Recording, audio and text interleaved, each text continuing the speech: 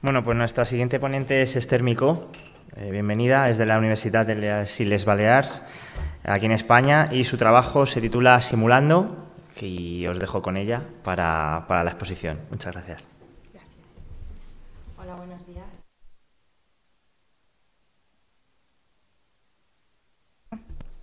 ¿Las vas pasando tú? Si quieres, la puedes pasar aquí, si no te la paso. Vale, de acuerdo. Mi experiencia está focalizada en alumnos de secundaria. Yo soy profesora del Máster de Formación de Profesorado de la Universidad de las Islas Baleares, pero también combino la docencia universitaria con la docencia de secundaria y de bachillerato.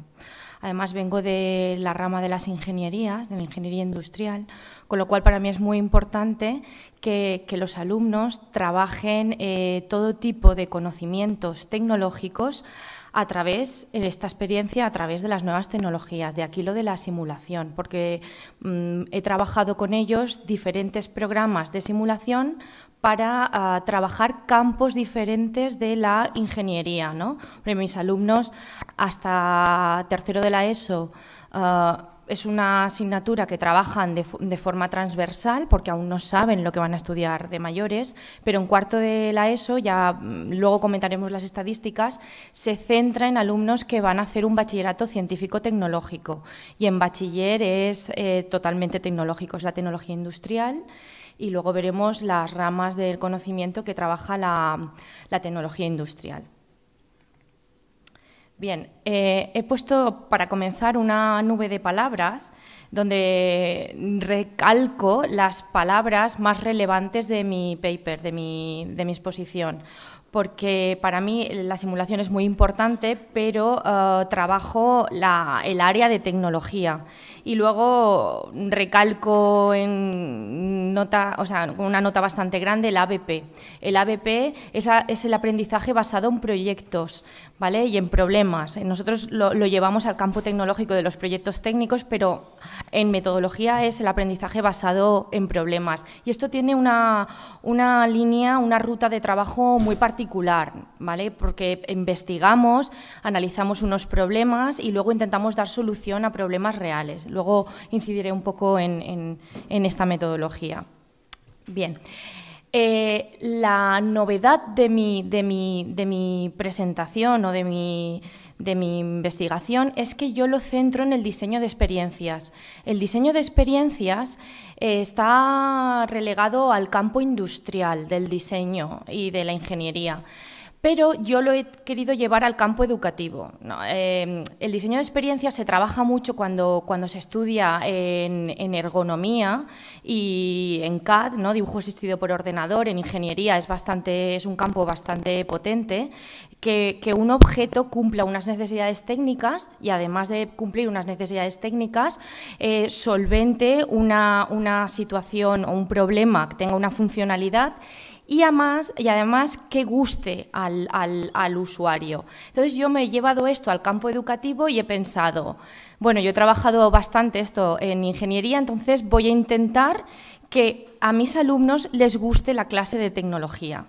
Y el diseño de experiencias no potencia sobre todo los elementos técnicos, sino los elementos emocionales, de que la significación de los contenidos, que encuentren utilidad y placer en aquello que están aprendiendo.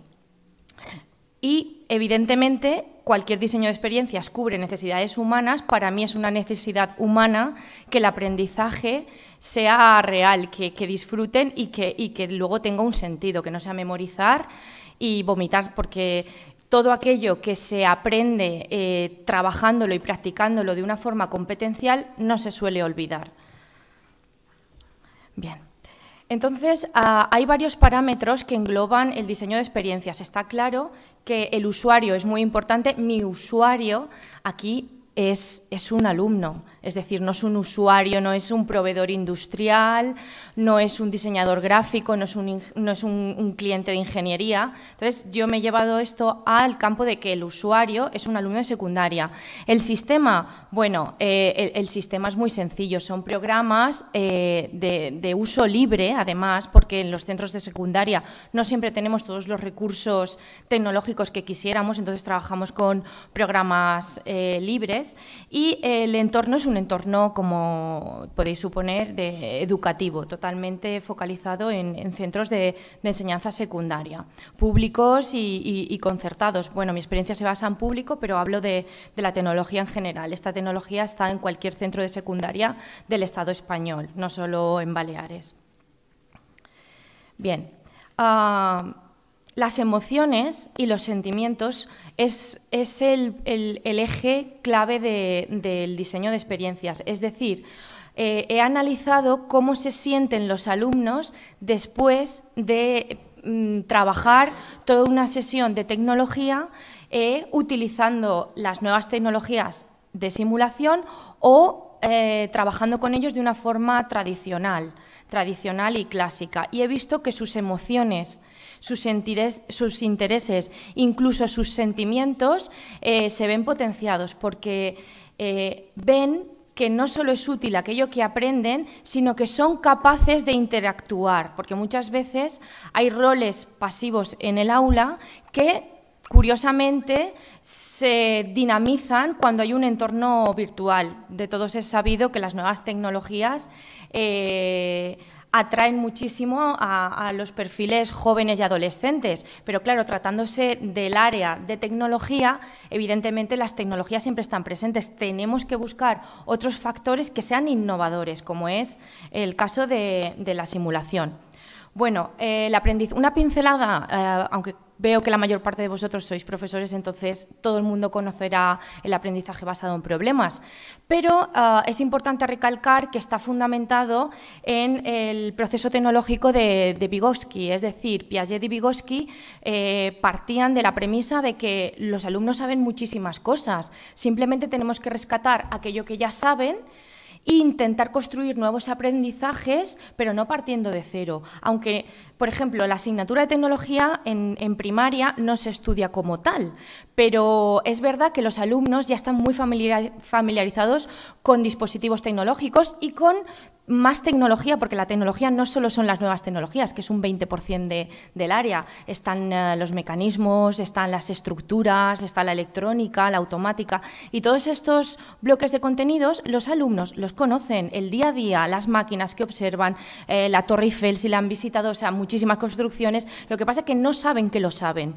Entonces intentamos rescatar estas cosas que saben y les planteamos un problema. La ABP, la metodología de aprendizaje basado en problemas, les planteamos a los alumnos, queremos solucionar este problema real, construir un montacargas, construir un puente que permita cruzar un río, que levante una carga, un montacargas, un dispositivo que circule, un móvil, que sea trazador. Los robots que trabajamos de Lego, luego es una de las experiencias que tracen, que sigan una línea. Entonces les planteamos problemas y con lo poquito que saben de materiales, de electrónica, de electricidad, que ellos den una solución. Entonces es muy importante porque utilizo las nuevas tecnologías, pero es muy importante que sepan trabajar en equipo. Es decir, que planteen una solución consensuada, que investiguen en la red qué otras soluciones ya existen, que otros ingenieros a lo largo de este siglo y precedentes ya han dado soluciones técnicas a este problema, y que hagan un boceto, un croquis, que lo pueden hacer con herramientas digitales, como luego veremos, que pueda ser su ruta de trabajo para construir ese proyecto en el aula taller de tecnología. Después ellos se organizan. La fase presencial es importante para organizarse también en tiempos y empiecen a construir. Después este proyecto puede funcionar o no funcionar y como la metodología ABP del proceso tecnológico genera, si no ha funcionado, rediseñamos nuestros bocetos y nuestra planificación de trabajo y vemos aquello que no ha funcionado para volver a incidir en el dispositivo. Puede ser que no ha funcionado, que sí que haya funcionado, o que funcione de una forma pesada, o que el dispositivo tarde mucho tiempo en subir, o en bajar, o en circular. Entonces, esto se puede mejorar. Esto es ingeniería, pero ingeniería llevado al aula. Esto es muy importante para ellos porque de repente se ven útiles, la autonomía, se ven que son autónomos porque el profesor no les tiene que dar la solución. El profesor simplemente les da las herramientas y las pinceladas para que ellos vayan construyendo su aprendizaje y las pistas para que a modo de gincana vayan dando una solución. Y, bueno, esta es la metodología del proceso tecnológico que la acabo de describir. Ante un problema, ellos lo analizan, buscan soluciones, planifican las tareas, construyen y evalúan. Y si no ha ido bien, volvemos al inicio. ¿Qué contenidos trabajo? Pues todos los del área de tecnología en secundaria, que es una gran desconocida en los institutos y en los centros educativos, porque es una asignatura nueva, pero es la asignatura más potente de cara a las ingenierías y a los ciclos formativos de grado medio y superior. Se trabajan contenidos como la mecánica, la automática, la electrónica, la electricidad, la neumática, la informática, los materiales, todo tipo de materiales. Los pequeñitos empiezan con la madera, luego siguen en tercero de la ESO con los plásticos, luego llegan a cuarto los semiconductores, los materiales conductores y luego ya en bachiller todo tipo de instalaciones próximas a las ingenierías.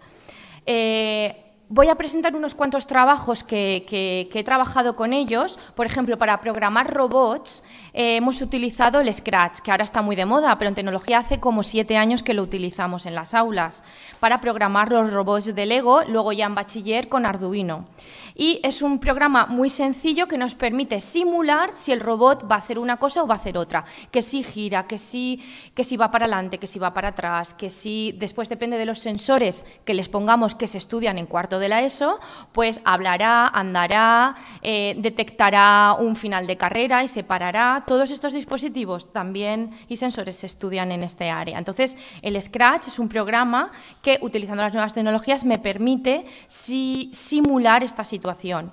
Después hay otro programa como el Cocodrile que, bueno, se utiliza en tecnología hace más de 10 años y permite simular circuitos eléctricos y electrónicos con todo tipo de resistencias, diodos, LEDs. Y esto no siempre tenemos el material en el aula porque, bueno, hemos pasado un buen periodo de crisis y, bueno, y tampoco hemos estado siempre con dotaciones económicas importantes. Entonces, esto nos permite que un alumno vea si un circuito funciona o no funciona, si está bien conectado o qué hace el dispositivo de turno.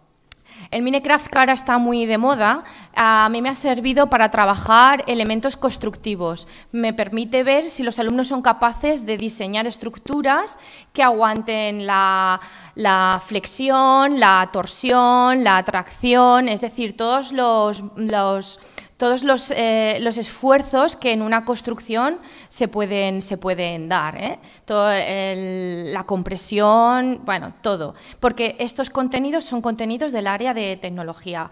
Parece mentira porque parece que están solo relegados al ámbito de las ingenierías, pero los niños pequeños de segundo de la ESO en el currículum de las Islas Baleares, y así está por toda España, tienen que saber que es un esfuerzo de tracción, de compresión, que es una flecha, un movimiento flector, etcétera. Y estos programas nos permiten simularlo de maravilla. Después está el SketchUp, supongo que lo conocéis, está más estandarizado porque se trabaja también en diseño gráfico, pero me permite trabajar todo lo que son diseños de todo tipo, planos en 2 dimensiones, en 3 dimensiones, me permite cambiar los materiales, hacer extrusiones, hacer acoplamientos, todo tipo de construcciones. Además es de Google, es gratuito y está súper estandarizado.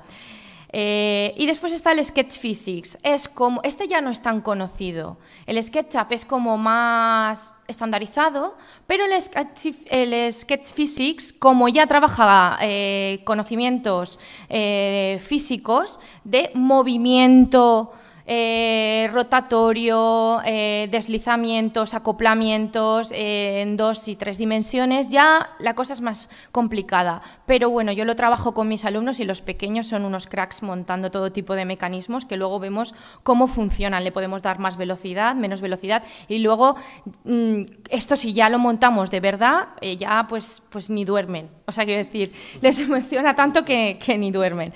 Les gusta un montón. Yo tengo la suerte, tengo el placer de ser profesora de esta área, que es lo que más me gusta en el mundo, porque después de estudiar ingeniería siento que he podido transmitir esto a alumnos y despertar en ellos la curiosidad, que a lo mejor ni se lo habían planteado, y que vean y que disfruten con cosas que a lo mejor después potencian su itinerario y su carrera profesional. Los resultados. He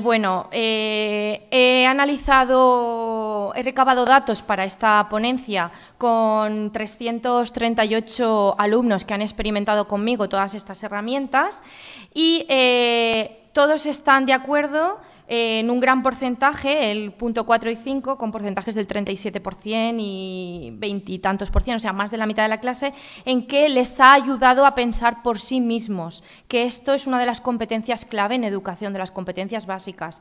Es decir, que sean capaces de pensar y que sean capaces de afrontar situaciones reales y problemas reales con aquello que han aprendido en clase. Estos son los aprendizajes significativos. Cuando un alumno es capaz de ver un vínculo entre la teoría y la práctica y darle una solución y decir, ostras, es que lo que he aprendido es realmente útil. Y sin darme cuenta he aprendido dibujo técnico, física y matemáticas, todo en una asignatura que se llama tecnología, que además potencia las nuevas tecnologías.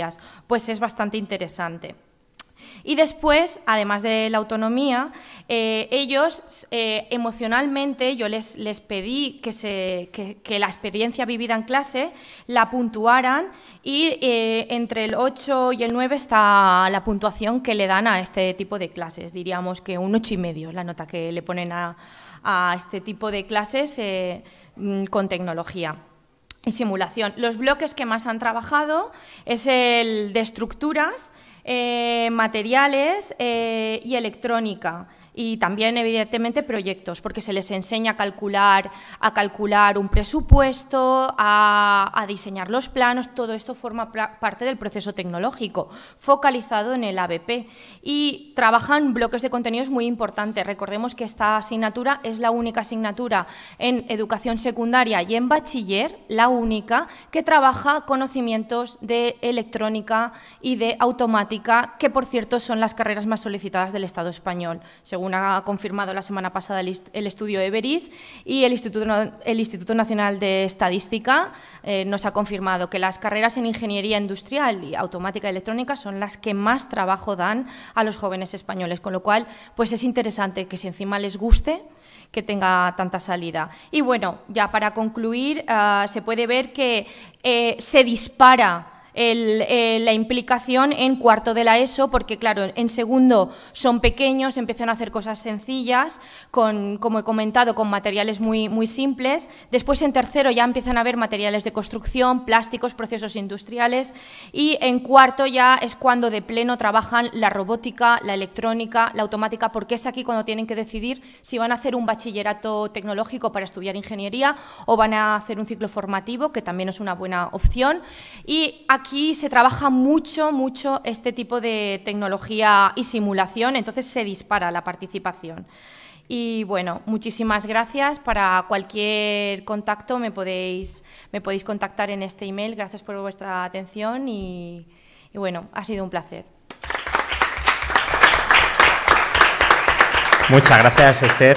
La verdad es que convendremos todos que, parafraseando a Butch, hay que aprender haciendo, y yo he podido estar en algunas universidades estadounidenses, algunas semanas de participación, y el ámbito del PBL, el Project Based Learning, básicamente lo aplican desde primero, cosa que aquí hemos intentado hacer algunos programas pilotos y es muy difícil porque tiene un problema, el alumnado ya tiene un problema epistemológico previo, que es que no lo ha hecho antes en bachiller, ¿no? Y este tipo de iniciativas estoy convencido que, bueno, que pueden ser de gran utilidad a mejorar la educación, que yo creo que es uno de los quizá pilares más flojos, lamentablemente, de todo el ámbito iberoamericano, ¿no? No hay más que ver que, bueno, que llevamos muchísimos años sin premios Nobel del ámbito español, iberoamericano igual, y al final yo creo que tenemos un capital humano tremendo y lo que hay que hacer es formarles desde las edades más tempranas, ¿no? Bueno, dicho esto, hemos terminado las ponencias, espero que os hayan gustado y que os hayan resultado pues de interés. Comencemos ahora una ronda de preguntas o, bueno, de dudas, participación y demás, para, de alguna manera, pues intentar resolver las cuestiones que os hayan quedado pendientes o aportar vuestras propias experiencias, si así lo consideráis oportuno. ¿Tenéis alguna cuestión, alguna duda? No me seáis cortados, si no me lanzo yo. Vale. Lucas. Bueno, lo primero, felicitaros por vuestras ponencias, yo creo que han sido muy buenas. Y, bueno, tengo varias preguntas. Voy a empezar por David, que es el primero que has puesto. Me gustaría preguntarte si en la aplicación que habéis desarrollado existe la posibilidad de que los contenidos se carguen directamente y no tener que realizar nuevas aplicaciones. O sea, es decir, que a nivel del profesor no tenga que saber el desarrollo de páginas web de CSS3, todas estas cosas, solo cargar contenidos. Es decir, al profesor de Derecho le es muy difícil saber de informática para poder realizar este tipo de aplicaciones y si es posible hacerlo con profesores que sean de Derecho, de otras ramas temáticas que no sean de la ingeniería y de la informática. Claro. Ahora mismo no está disponible lo que comentas, pero sí que es una de las líneas a las que debemos ir, ¿no? El intentar hacer como una especie de aplicación estándar, ¿no? Y que simplemente sea proveerla de contenido sin que el profesor necesite saber nada de informática. Hombre, yo no soy informático tampoco, yo soy ingeniero industrial, pero bueno, sí que me gusta la informática y con cierto conocimiento puedes hacerlo, pero sí es verdad que en otras áreas de conocimiento es muy difícil que eso ocurra. Pero vamos, es una de las líneas a las que tenemos que tender desde aquí. ¿Más cuestiones? ¿Más preguntas? Había por aquí antes... Nada. Hola, buenos días. Muchas gracias a todos por vuestras ponencias. La mía también era para David. Yo conozco la aplicación y me gustaría, David, que nos destacases qué ventajas tiene, porque entiendo que los contenidos están en el aula de Moodle igual o solo están en la aplicación. Hay algún contenido que no, algunos métodos de comprobación son distintos. Y la principal ventaja, sobre todo con lo que me han comentado los alumnos, es el acceso rapidísimo a ellos. Claro, eso es lo que te quería yo preguntar. Respecto a la aplicación nativa de Moodle en la que podrías tener esos contenidos, claro, ¿cuáles son las ventajas de tu aplicación? Pero a ellos les incomoda mucho, primero, tener que meter la contraseña para entrar. Segundo, el tener que estar dando y dando para llegar a la semana, porque si están las 2 primeras semanas lo encuentran rápido, pero en todo lo demás, si quieren buscar el calendario, igual, tienen que estar dando mucho. Entonces, Moodle es muy potente, yo creo que mucho mejor para ordenadores, pero ya cuando quieres un acceso más directo a un contenido muy específico, ¿vale? Esto es lo que la gran ventaja que ellos ven. Muy bien, muchas gracias. Gracias, Silvia. ¿Alguna cuestión más? Yo tengo también algunas preguntas. Bueno, la mía va dedicada a Javier y a Raquel. Una parte importante de Spock, y sacando nuestro lado friki, es que tenga larga vida y prosperidad, ¿no? ¿Qué tecnología de las dos que habéis mencionado, OpenEDX o OpenMOOC, creéis que puede ser más viable para un buen mantenimiento del proyecto? Sí, gracias, David, por la pregunta. Realmente yo creo que vamos a hablar mejor de sistemas más que de tecnologías, porque realmente son sistemas, es un conjunto de herramientas que te permiten, bueno, pues hacer cursos a través de Internet, ¿no? Yo creo que ahora mismo la mejor es OpenEDX. Por lo que antes dije. Antes es verdad que OpenMOOC tiene unas características muy parecidas a OpenEDX, pero la comunidad de desarrolladores hasta ahora no está haciendo grandes progresos. Entonces, yo creo que siempre es bueno tener una comunidad de desarrolladores activa que vayan puliendo la aplicación, el programa o el sistema que han creado para que sea más usable para el usuario final, ¿no? Perfecto, creo que había una duda por aquí en segunda fila. Sí, yo sobre los Spock, quisiera saber si ustedes indagaron qué tanto esto ha generado una vinculación entre las universidades y las empresas, porque entiendo que hay una necesidad de capacitación que las empresas están abordando a partir de esto, pero muchas veces las empresas no pueden tener la capacidad instalada para tener pues expertos en contenido y desarrolladores y lo que puede hacer, por ejemplo, la UDIMA fácilmente, pero ustedes lo están viendo también en potencia para hacer un instrumento de vinculación y vender servicios. Bueno, pues la verdad es que los Spock lo que bueno que tienen, como hemos mencionado antes, es la metodología, la comparten de los MOOC. Ya hay empresas que, tanto MOOC, Spock, cualquiera, quitando pues a lo mejor, nosotros en el caso del Spock no cobraríamos, porque evidentemente es para nuestros alumnos, pero no deja de ser, como han comentado en la ponencia de esta mañana, no dejan de ser cursos que en la mayoría de los casos, por no decir en todos, tienes que pagar un certificado. Entonces, yo creo que es la metodología.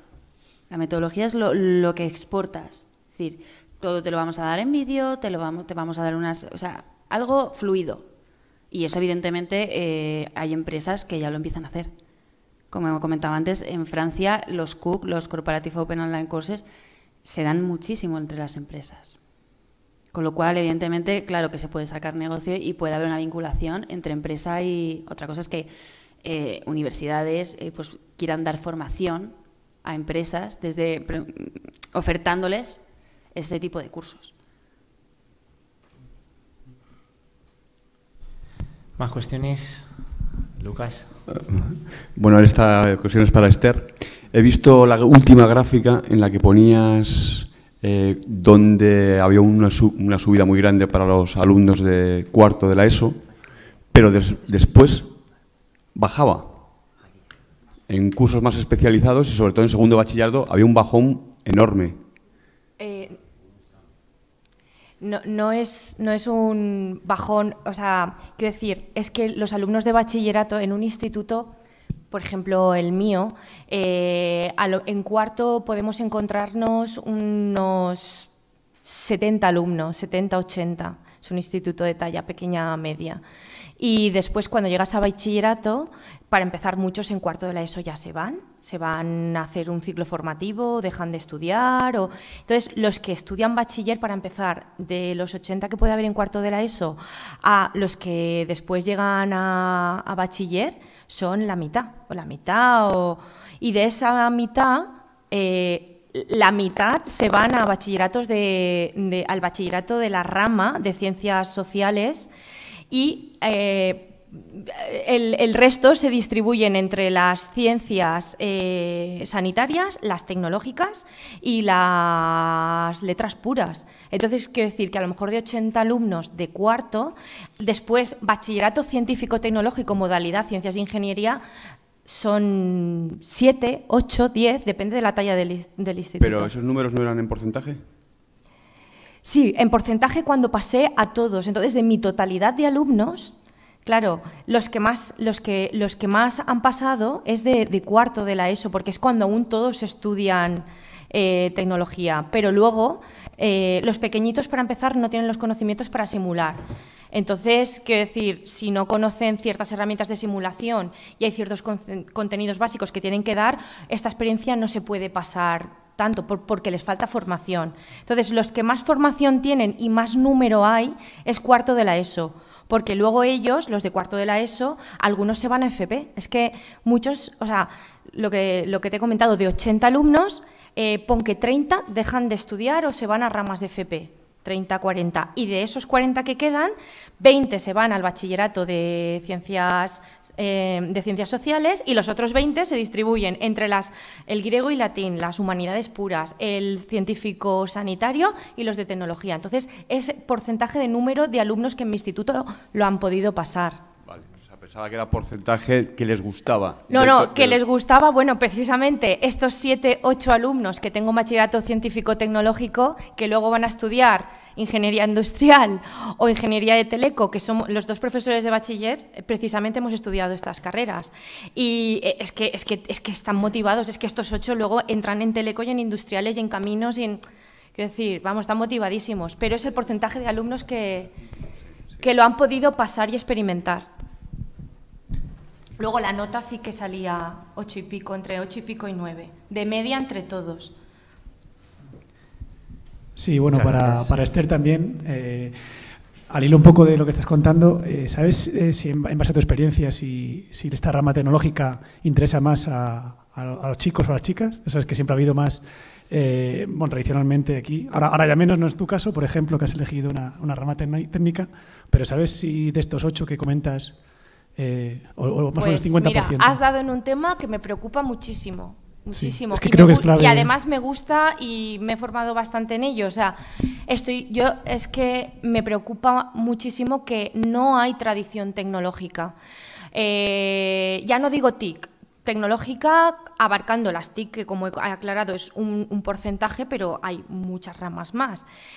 Sigue faltando una tradición de que las niñas estudien carreras tecnológicas y las materias en el bachillerato que desembocan a carreras tecnológicas, porque tecnología es necesaria para cualquier ingeniería. Después, si uno va a hacer una ingeniería pues más del campo de caminos o de arquitectura, tal, pues la puede complementar con dibujo, siempre con matemáticas, por supuesto, y física. Y si va más hacia las automáticas, electrónicas, teleco, pues con electrotecnia, que es otra materia que impartía, porque con el cambio de ley igual desaparece la electrotecnia, pero bueno, es muy interesante. Pero volviendo a la cuestión de las niñas, casi todos son chicos.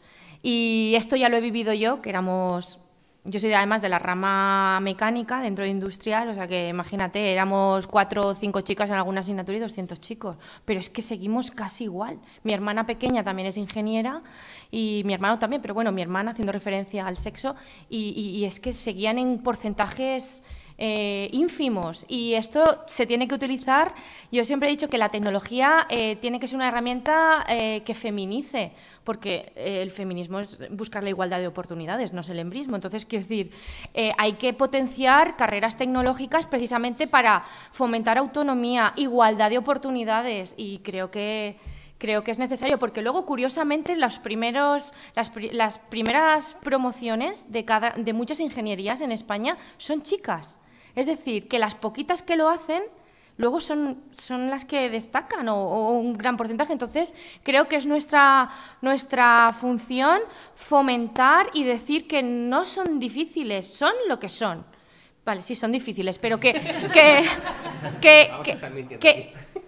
se pueden potenciar, que no son imposibles, es lo que quiero decir, no son imposibles, son reales y no se tiene que clasificar, porque hay una cultura a mí me lo decían, yo después de trabajar de ingeniero, porque yo acabé la carrera y empecé a trabajar de ingeniero y muy contenta, pero bueno, soy hija de docentes y siempre he tenido el chip de la docencia en la sangre.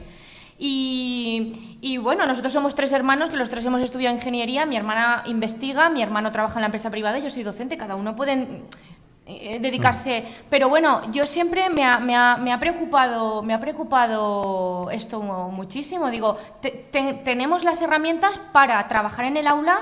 Yo voy al taller de tecnología y sueldan, liman, utilizan sierras, berbiquis y los niños tienen que limpiar, las niñas tienen que cortar y serrar, y todos somos iguales. Hoy lo haces tú, mañana tú, y el que no lo hace pues se penaliza. Y se tiene que fomentar y ver que no es difícil. Y a mí mi hermana pequeña siempre me comentaba, porque ella estudió tecnología, y como yo ya estaba en el tema de la tecnología y me saqué la plaza, yo siempre decía, ¿y qué haces tú en tecnología con tu profesor? ¿Qué estás haciendo? ¿Una casa, un robot? Y yo le preguntaba y me decía, pues estamos haciendo ahora una casa totalmente domótica, que se levanta que tiene placas solares, que se levanta las persianas, que hemos hecho la instalación eléctrica y dice, y es muy interesante esta asignatura, ¿vale? Que tú me llevas un tostón con la asignatura, que es muy importante, y dice, pero es que de verdad yo voy a estudiar ingeniería gracias a haber cursado tecnología en el instituto. ¿Por qué? Porque me han enseñado a organizarme con otros alumnos que a lo mejor intelectualmente les daba más pereza, pero cuando ven que son unos manitas y que conociendo las propiedades de la madera, de las instalaciones eléctricas, tal, pueden ser útiles y otra persona les puede enseñar a hacer un plano como toca, se nutren los unos de los otros. Entonces, además, integra sexos y además integra diferentes niveles de aprendizaje. Es muy integradora, tanto del que va a ser ingeniero como el que va a ser carpintero.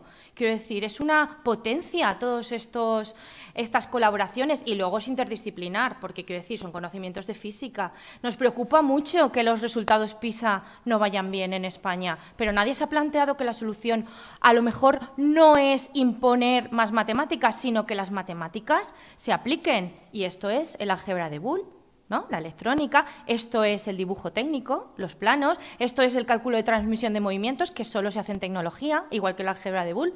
Y hay que hacer entender que es ingeniería llevada al aula y que potencia desde pequeñitos, porque luego ya se hacen unos roles que es más difícil trabajarlos. Yo, por ejemplo, siempre hago grupos mixtos en el taller. Y siempre animo a las chicas a que, no, es que me fa por, no sé qué. No, mira, yo soy ingeniero y no me he muerto, ¿ves? Y no soy tampoco marimacho, ni soy estos roles que...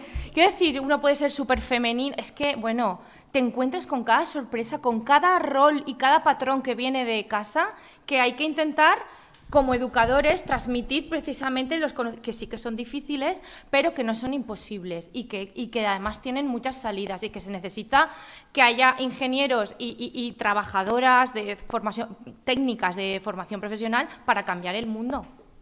Vale, muchas gracias. Muchas gracias. Para muestra un botón, deciros que bueno, el otro día pude hablar con gente de Caltech y en el grupo de robótica aplicada de la NASA son 27 personas y 20 son mujeres. Que aquí en España parece que no puede llegar a buen término, pues por eso esquemas mentales que tenemos que, esas barreras que tenemos que romper. Sí. Por allá al fondo. Sí. Buenos días a todos. Al hilo de lo que estáis comentando, claro, yo siendo quien soy, necesito siempre apoyar la causa de la mujer, la ciencia y la tecnología, ¿no? Entonces, por supuesto que comparto al 100% todas las opiniones respecto a este tema que apuntaban ahora David y el profesor Lizcano y Esther, la profesora Esther de las Islas Baleares.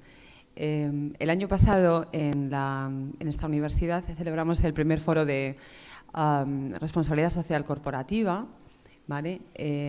Con un monográfico dedicado a la mujer y a la tecnología, dentro del contexto de lo que era la acción social y de la política de RSC de todas las empresas del grupo CEF UDIMA.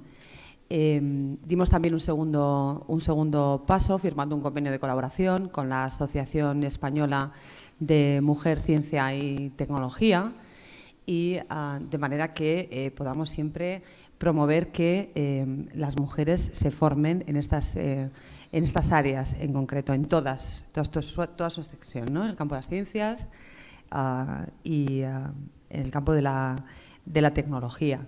Con lo cual, el compromiso de nuestra universidad para acercar a la mujer a la tecnología e integrarla, que también es importantísimo, en el mercado laboral, no solo en el nacional, sino en el internacional, pues es uno de los objetivos que desde aquí tenemos muy presentes, y el marco es nuestra política de RSC y nuestro propio plan de igualdad, no solo el que tenemos aquí en la propia universidad, sino extensible también a nuestras escuelas de negocios. Y el año pasado también, por primera vez, dedicamos dos cursos de verano para poder llegar a más mujeres y a más niñas, ¿no? en el ámbito nacional, para dar a conocer lo que eran las nuevas profesiones digitales y cuál era, haciendo un análisis del situacional de la mujer y la tecnología en el marco europeo. Nos queda mucho.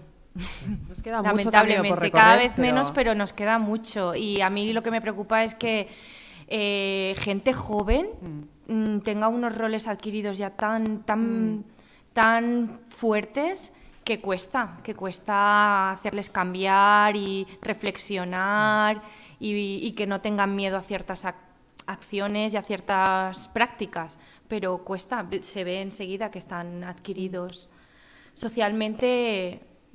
Bueno, al menos en España, yo he tenido la suerte de combinar mis estudios con España y con Francia. Y veo que hay una gran diferencia, que España... Sobre todo en el sur de Europa, pero seamos optimistas, cada vez somos más. Así será. Muchas gracias. ¿Más preguntas? ¿Más cuestiones? Nada. Bueno, recordaros, ahora cuando termine la sesión, que ya podéis recoger los certificados en el puesto de registro, ¿de acuerdo? Y que, bueno, ahora en 5 o 10 minutitos se sirve el almuerzo, ya sabéis dónde, en la parte de arriba. Muchísimas gracias a todos por asistir. Ante todo, pues bueno, muchas gracias a los ponentes. Sí, me pide la palabra el profesor Javier. Sí, solamente deciros que antes os he dicho que tenemos 2 MOOCs ahora mismo que están vivos. Y deciros que los podéis seguir si os metéis en la página diversity.org y buscáis Spanish for Beginners, pues ahí podéis matricularos en nuestro curso para el aprendizaje de español. Y si os metéis en Miriadax y ponéis crimen organizado y blanqueo de capitales, ahí podéis también matricularos en el curso que hemos lanzado hace 3 semanas. Bueno, tras el banner publicitario,